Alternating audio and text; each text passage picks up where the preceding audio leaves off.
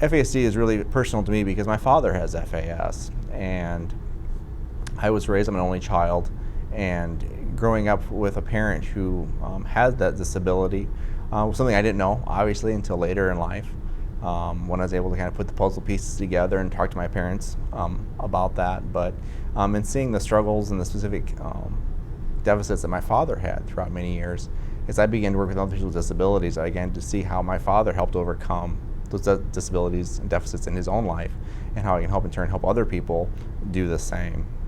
Probably as far back as I can remember, my father struggled in reading to a great deficit, to the point of where I knew there was things as a kid that my dad would not be able to read. And my mom really kind of worked at times as that external brain. She would help him do some of those executive functioning skills, whether it was apply for a job or things in his job that were required, maybe to talk to an employee or write up something.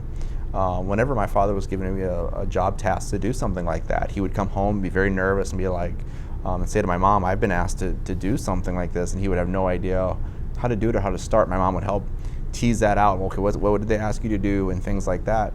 And as a kid, I knew that when I would give things to my dad to read or whatever, that he either couldn't read it and I'd read it for him, or it had to be very simple. When cell phones became the norm, it was so abstract my dad didn't know how to use one. And then as it went from dumb phones to smartphones, to this day my father still doesn't use a smartphone because he looks at it as a very daunting task and something that is very difficult for him to learn. And whether it's an iPad or whatever, I've had to work quite a bit to get my father to be able to be successful at it and work at it and do well at it. My dad's mom and dad were very open about drinking. There was no question that his mom drank through pregnancy. She was very open about it, was an alcoholic through much of her life. And so it was never a question, to the extent that, my father was raised around absolute alcoholism by both parents.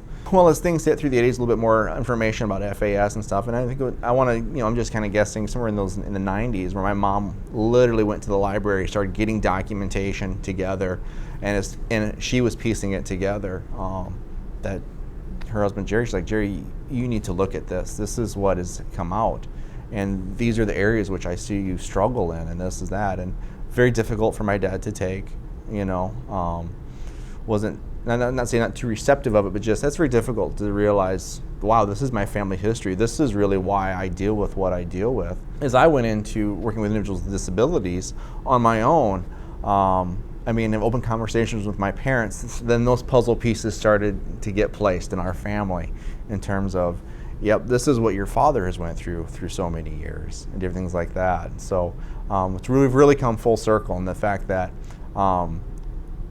I come from a family lineage of, unfortunately, people who had alcoholism and have a child with FAS, to now I'm a grandson of somebody who is advocating for no alcohol during pregnancy and things like that. So we've really come a full 180. So I can take what I've learned in a smaller sense with my father, and like some of the things that he specifically needs. And even though each kid is unique in terms of, like, I can take the skills that we used with him, and maybe it would be pertinent to the individual I have in front of me, or how I can get them the information they need to help with their student or child or loved one that have that in those settings, whether it's the diagnostic clinic or in the school setting.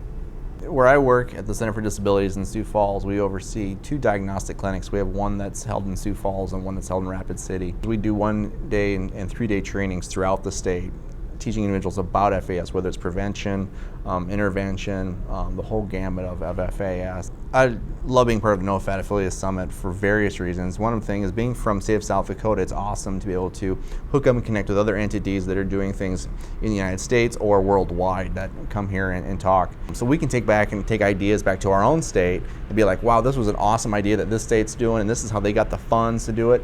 Let's see if we can do that here. And likewise, they're taking information that I give out and they're like, that's awesome. How can we do that here? So it really takes down that proverbial wall of, like, well, I'm 4 states away. We come here, we meet, we can discuss, share notes.